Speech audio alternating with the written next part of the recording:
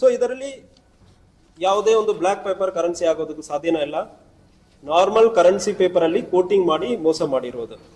ಇದು ಯಾರು ಹೆಂಗೆ ಅಂದ್ರೆ ನೋಡೋ ಸಂದರ್ಭದಲ್ಲಿ ಜಯಶ್ರೀ ಬಾಬು ಎಂಬ ಒಂದು ಲೇಡಿ ಒಂದು ಮಹಾರಾಷ್ಟ್ರನಲ್ಲಿ ಇರ್ತಾಳೆ.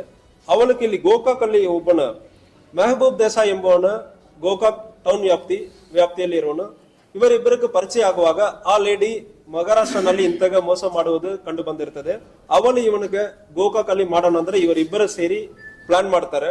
ಇವರ ಜೊತೆಗೆ ಪರಶುರಾಮ್ ಭೀಮ್ಸಿ ಬಡ್ಕಾರಿ ಗೋಕಾಕ್ ಟೌನ್ ವ್ಯಾಪ್ತಿಯಲ್ಲಿ ಇರೋನು. ಆಲ್ರೆಡಿ ಇವನ್ ಮೇಲ್ಗಡೆ ಒಂದು 3 ರಾಬರಿ ಕೇಸ್ ಇದೆ, ಇವನು ಕೂಡ ಸೇರ್ಕೊಳ್ತಾನೆ. ಮತ್ತು ಇಮ್ರಾನ್ ಬಾಬಾಜಾನ್ ಜುನಾದಿ ಇವನು ಗೋಕಾಕ್ ಅವನು, ಇವನು ಕೂಡ ಅದರಲ್ಲಿ ಸೇರ್ಕೊಳ್ತಾನೆ. ಒಟ್ಟು 3 ಜನ ಗೋಕಾಕ್ಲಿಂದ ಮಹಾರಾಷ್ಟ್ರದಿಂದ ಒಂದು 5 ಜನವನ್ನು ಕರೀತಾರೆ ಈ ಅಫೆನ್ಸ್ ಅನ್ನು ಮಾಡುವುದಕ್ಕೆ. ಸೊ ಜಯಶ್ರೀ ಕಾಂಬ್ಳೆ, ಮನಿಷಾ ರಾಜು ಗೈಕ್ವಾಡ್ ಇವರು ಕೂಡ ಮಹಾರಾಷ್ಟ್ರದವರು, ಮತ್ತು ಉಜ್ವಾಲ್ ತುಳಸಿರಾಮ್ ಇವನು ಕೂಡ ಮಹಾರಾಷ್ಟ್ರದವನು, ಮತ್ತು 2 ಮಹಾರಾಷ್ಟ್ರದಿಂದ ಒಂದು 2 ಪೊಲೀಸ್ ಕಾನ್ಸ್ಟೇಬಲ್ ಕೂಡ ಇದರಲ್ಲಿ ಇನ್ವಾಲ್ವ್ ಆಗಿದ್ದಾರೆ.